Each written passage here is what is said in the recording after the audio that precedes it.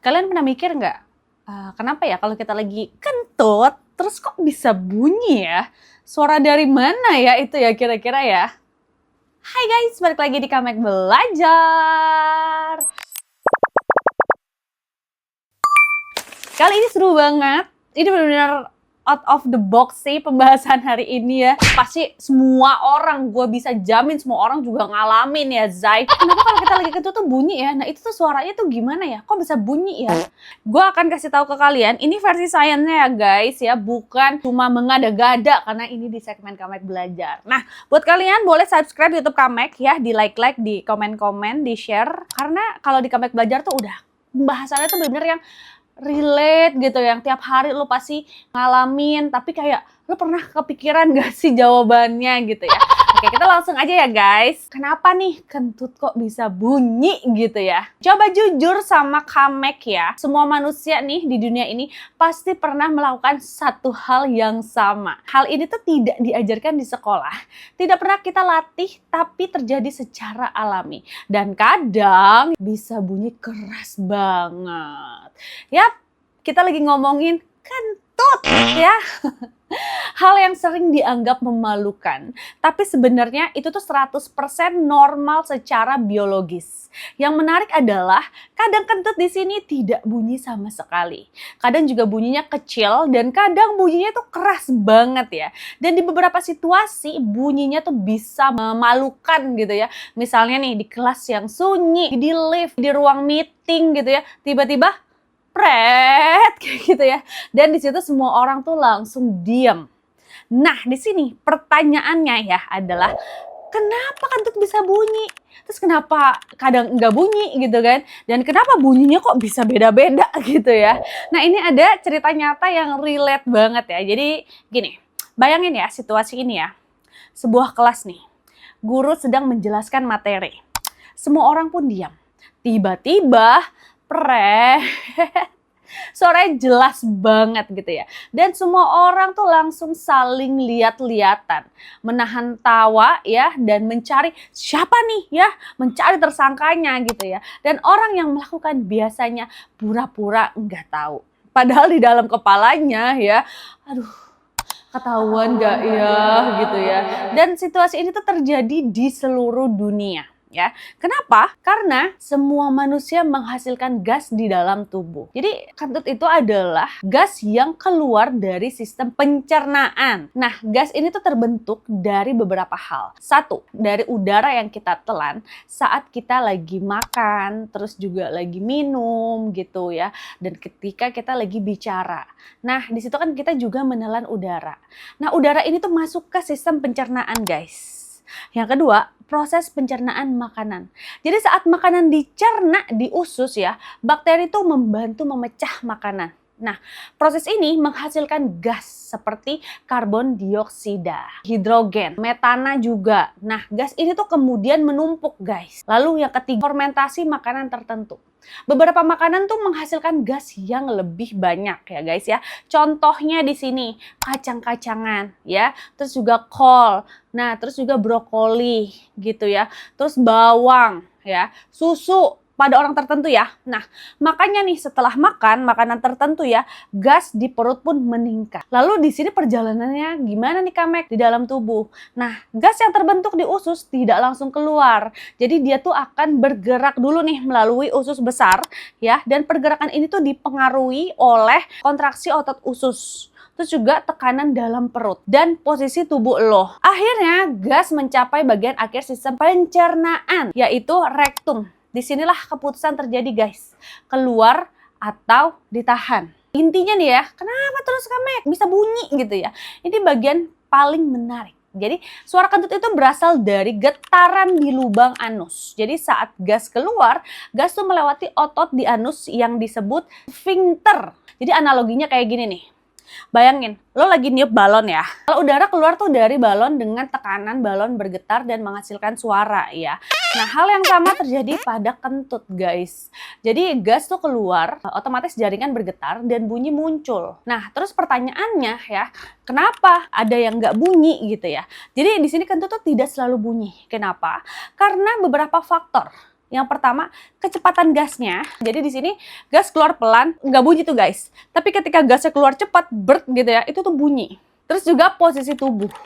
Misalnya, ketika lo lagi duduk, terus lagi berdiri, lagi jongkok. Nah, posisi itu mempengaruhi tekanan guys. Yang ketiga, ketegangan otot. Jadi, jika otot anus lebih tegang, getaran pun lebih besar. Dan suara pun lebih besar. Nah, di sini ada eksperimen sederhana nih guys ya. Coba deh, lo ambil balon ya. Terus lo isi udara. Lalu lo keluarin udara dari mulut balon sambil lo tekan. Kalau dilepas pelan, hampir nggak bunyi kan? Tapi kalau lo lepas cepat, pasti bunyi guys. Itu tuh prinsip yang sama dengan kentut. Nah, terus kenapa baunya kok beda-beda gitu ya? Jadi, selain bunyi, kentut tuh juga terkenal dengan baunya. Jadi gas sebenarnya tidak terlalu bau. Ya, yang bikin bau adalah satu, senyawa sulfur. Ini tuh dihasilkan oleh bakteri usus saat memecah makanan tertentu. Makanya guys, makanan tertentu bikin kentut lebih bau. Nah, di sini ada fakta menarik nih guys tentang kentut. Beberapa fakta menarik ya. Jadi manusia itu kentut rata-rata 10 sampai 20 kali sehari. Nah, baru tahu kan loh? Gue juga baru tahu. Perasaan gue kalau kentut cuman enggak deh, bisa deh. Nggak nyampe 10-20 deh perasaan ya. Nah, sebagian besar terjadi tanpa kita sadari. Jadi banyak orang yang kentut saat tidur. Gue punya tuh temen yang kentut mulu pas tidur. Oh, ini jawabannya nih. Kenapa saat tidur ya? Karena kalau lo lagi tidur, otot tubuh lo tuh lebih rileks. Nah, pertanyaannya, kenapa sih kentut tuh sering terjadi di waktu yang salah gitu ya? Bener-bener momennya tuh nggak pas gitu ya. Misalnya nih saat kelas sunyi, lagi rapat, saat di lift gitu ya. Kenapa ya gitu? Jadi karena di sini ya, biasanya tuh kita tuh menahannya terlalu lama. Jadi saat tekanan sudah tinggi, tubuh pun akhirnya melepas gas. Hal yang sering nih kita anggap memalukan. Jadi sebenarnya kentut tuh benar-benar sistem yang normal tubuh gitu ya. Dan kentut adalah bukti bahwa sistem pencernaan bekerja ya. Dan bakteri usus aktif. Jadi tubuh kita tuh hidup gitu ya. Makanya kalau lo lagi masuk rumah sakit, misalnya lo habis dioperasi. Jadi dokter tuh nunggu udah kentut belum? Udah kentut belum? Gitu kan. Nah itu tuh karena memang sepenting itu guys. Nah, kentut tuh terdiri dari beberapa jenis gas. Jadi sebagian besar sebenarnya tuh nggak berbau ya. Contohnya nitrogen, karbon dioksida, hidrogen, metana. Nah, gas-gas ini tuh hampir tidak memiliki bau. Jadi kalau kentut hanya berisi gas ini ya, biasanya tuh tidak terlalu bau. Jadi ya ini nih penyebab bau sebenarnya guys. Yang bikin kentut lo bau itu adalah senyawa sulfur. Contohnya hidrogen sulfide, metanetiol. Senyawa ini tuh dihasilkan oleh bakteri di usus saat memecah makanan tertentu. Dan senyawa sulfur ini memiliki bau yang sangat ya. Dan bau yang sering digambarkan seperti telur busuk atau bau belerang ya say. Dan sesuatu yang sangat tajam deh di hidung ya. Di sini ada peran bakteri usus nih guys ya. Jadi di dalam usus kita tuh hidup triliunan bakteri. Dan mereka tuh membantu kalian nih untuk mencerna makanan, memecah serat, menghasilkan nutrisi tertentu. Tapi saat bakteri memecah makanan ya, mereka juga menghasilkan gas gitu. Dan beberapa bakteri menghasilkan gas sulfur. Inilah sumber bau kentut. Jadi di sini makanan tuh terkenal membuat kentut itu tuh lebih bau ya. Contohnya kayak misalnya telur gitu ya. Itu tuh mengandung sulfur yang tinggi. Terus juga bawang memiliki senyawa sulfur yang alami. Lalu ada kol dan brokoli ya, itu tuh sayuran ini juga mengandung sulfur. Nah, daging merah guys. Nah, ini tuh proses pencernaannya menghasilkan senyawa yang kuat ya. Makanya setelah makan makanan tertentu, kentut tuh bisa jadi lebih bau dari biasanya. Lalu kenapa baunya bisa menyebar dengan cepat nih Kamek ya?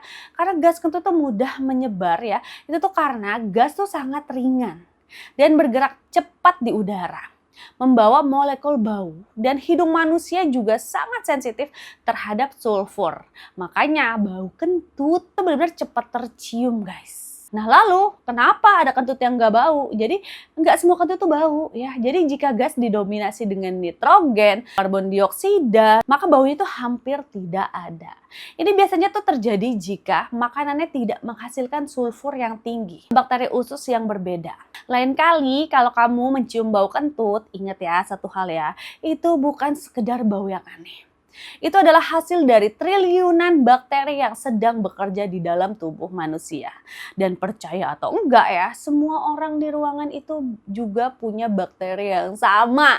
Gitu guys ya. Jadi lu tuh beruntung kalau misalnya bisa kentut ya. Yang perlu lu takutin adalah kalau lu nggak bisa kentut. Nah, itu berarti nggak bagus pencernaannya gitu. Jadi jangan lupa ya guys buat like ya. Like. Subscribe YouTube Kamek ya guys. Di like, di komen-komen, di share. Oke, sampai ketemu di Kamek Belajar episode berikutnya. Kalian komen aja mau Kamek bahas apa nih. Oke, bye guys. See you. Rekomendasi Kamek gak pernah salah.